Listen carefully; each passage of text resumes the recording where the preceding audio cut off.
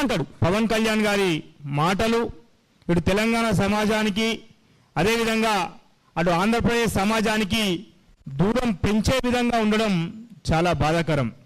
ఎందుకంటే అంత పెద్ద ఉద్యమంలో కూడా మనందరం కోరుకున్నది ఒకటే, ఆనందంగా విడిపోదాం, అన్నదమ్ములుగా జీవిద్దామన్నాం. కానీ కక్షలు అదేవిధంగా యుద్ధాలు పనికిమాలిన మాటలు అనే నినాదంతో విధానంతో మనం పోలే. ఎవరిల్లు వారు బాగుపరుచుకుందాం, తెలుగు రాష్ట్రాల్లో తెలుగు ప్రజలుగా రెండు రాష్ట్రాలు కూడా అభివృద్ధి చెందాలి, తెలుగు ప్రజల కీర్తి దేశంలో ముందుకు పోవాలి అనే భావనతోని తెలంగాణ ప్రజలు ఉన్నారు. అయినప్పటికీ ఉప ముఖ్యమంత్రి వర్యులు తెలంగాణ ఫార్మేషన్ డే రోజే, అంటే తెలంగాణ ఏదైతే మనందరం ఆత్మగౌరవంగా భావించామో, మన కళ నిజమైన రోజుగా మనందరం ఆనందపడ్డామో ఆ రోజే ఇక్కడ సభ పెట్టదామనడం, దాని వెనుక ఉన్న అంతరాయం ఏందనేది ఇప్పటికి కూడా గౌరవనీయ ఉప ముఖ్యమంత్రి పవన్ కళ్యాణ్ గారు చెప్పకపోవడం బాధాకరం.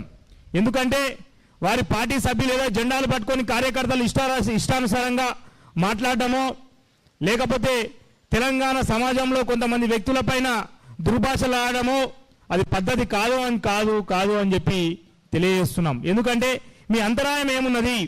జూన్ 6 ఎందుకు పెట్టుకోవాలి? ఇప్పుడు వారం అయినాక పెట్టుకో, ఓ నెల అయినాక పెట్టుకో. అదన్నీ వదిలేసి కక్షపూర్త రాజకీయాలు చేయడం, ఇక్కడ విద్వేషాలు రెచ్చగొట్టడం వెనుక మీ అంతరాయం ఏందో ఖచ్చితంగా అదేవిధంగా ఉప ముఖ్యమంత్రి గారు చెప్పాలి. అదేవిధంగా అనేక సందర్భాల్లో ఆయన ఒక మాట చెప్తుంటాడు. అనేక సందర్భాల్లో కొన్ని సినిమా పంచు డైలాగ్ కూడా గౌరవ ఉప ముఖ్యమంత్రి గారు చెప్తుంటారు.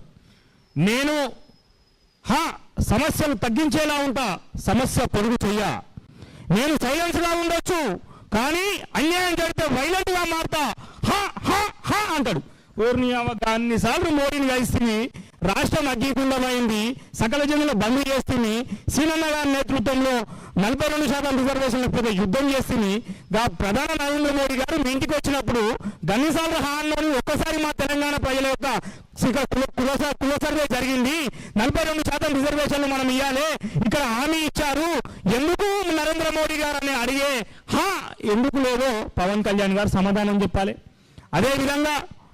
అదేవిధంగా అనేక సందర్భాల్లో పవన్ కళ్యాణ్ గారు ఒక మాట చెప్పారు. స్వర్గస్థులైన వారిపైన గద్దర్ గారి పైన నేను బండి కొనిచ్చినా, నేను అంగి కొనిచ్చినా, గద్దర్ గారు వేసుకున్న టై కొనిచ్చినా, అది ఏ రోజు కూడా ఆ స్థాయికి మాట్లాడడం వారి స్థాయినే తగ్గిస్తున్న విషయం పవన్ కళ్యాణ్ గారు తెలుసుకోవాలి. దాంతో పాటే నేను భారతదేశంలో ఎక్కడికైనా పోయే స్వేచ్ఛ ఎవరికైనా ఉందనే మాట మీరు వ్యాఖ్యానించినప్పుడు భారతదేశ వ్యాప్తంగా ఓబీసీలుగా జరుగుతున్న అన్యాయం పైన మీరు ఎందుకు మాట్లాడలేదు? నిన్నదాకా మొన్న 15 రోజుల కింద మా బీసీ సంక్షేమ సంఘం ఆంధ్రప్రదేశ్ శాఖ అధ్యక్షులు కేశవ శంకర్రావు గారి నేతృత్వంలో మీరే స్వయంగా పాల్గొని 15 రోజుల కింద అనేక హామీల పైన మాట్లాడారు కదా. కులగణన అనేది ఇక్కడనే కాదు, కులగణన చేస్తామని ఆంధ్రప్రదేశ్ కూటమి హామీలో కూడా ఉన్నది. 42% రిజర్వేషన్లు ఇస్తామన్న సంగతి కూటమి హామీలో కూడా ఉన్నది. మనం మీ కూటమి ఇచ్చిన హామీలు కూడా మరిచిర్రా పవన్ గారు అని చెప్పి మేము ప్రశ్నిస్తున్నాం. అదేవిధంగా నీ అయ్య జాగిరా, మా అయ్య జాగిరా, ఇవన్నీ అసమర్థమైన మాటలు మాట్లాడి మీ స్థాయిని తగ్గించుకోవద్దు. ఇప్పటికైనా మీకు ఎవరో ఏమవుతుందంటే ఇలా 2-3 రకాలుగా మాకు సందేహం ఏమొచ్చిందంటే, ప్రతి సినిమాకు ఒక రైటర్ ఉంటాడు. మళ్ళీ ఈ మీటింగ్ సినిమాకు ఎవరో రైటరు మీరు తేల్చుకోవాలి. ఎందుకంటే తెలంగాణ అనేది ఇక్కడ పోరాటాల పురిటిగడ్డ, గడ్డి పోస కూడా గడ్డపారాయి తిరగబడ్డ నేల తెలంగాణ నేల.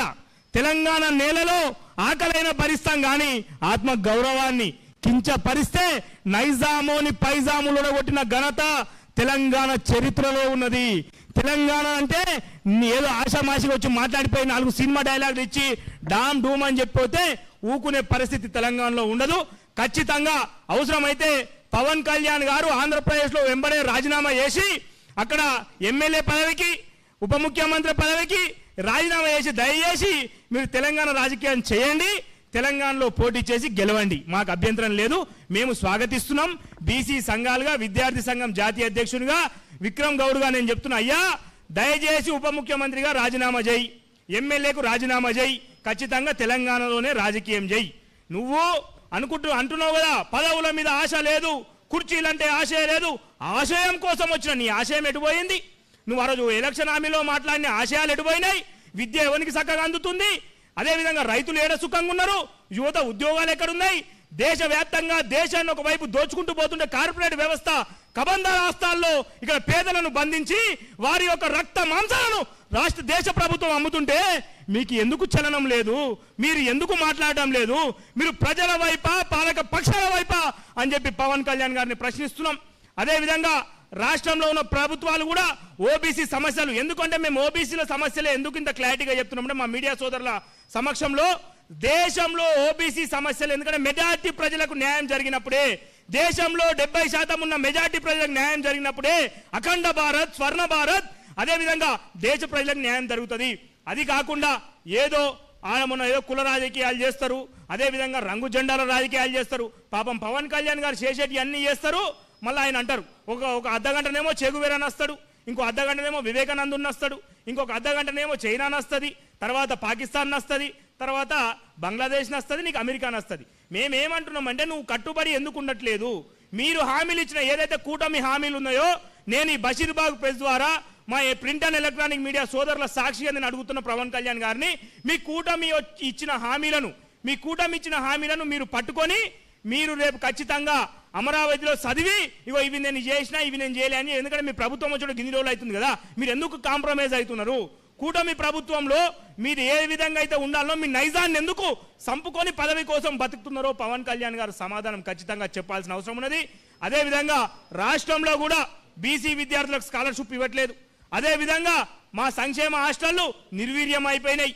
మా బీసీ శాఖలో మా బీసీలను కాదని వేరే వాళ్ళు వచ్చి బీసీ శాఖని కమాండ్ చేసి దోచుకొని దాచుకోవాలని చూస్తున్నారు.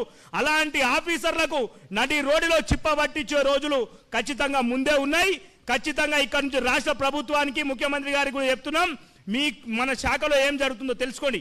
మా పొన్నం ప్రభాకర్ అన్న చెప్తున్నాం, మన శాఖలో అవినీతి జరుగుతుంది, లంచగొండితనం పెరిగింది, వచ్చిన అధికారులు దోచుకొని దాచుకొని పిల్లలకు పెట్టే గుడ్లు అన్నం అన్ని తింటున్నారు. కాబట్టి ఖచ్చితంగా మీరు మన శాఖని ఎంబడే మీరు సీరియస్ గా తీసుకొని పొన్నం ప్రభాకర్ అన్న, మీరు వాటిని అవినీతిని మాత్రం చేయకపోతే రాబోయే రోజుల్లో యుద్ధం చేస్తాం.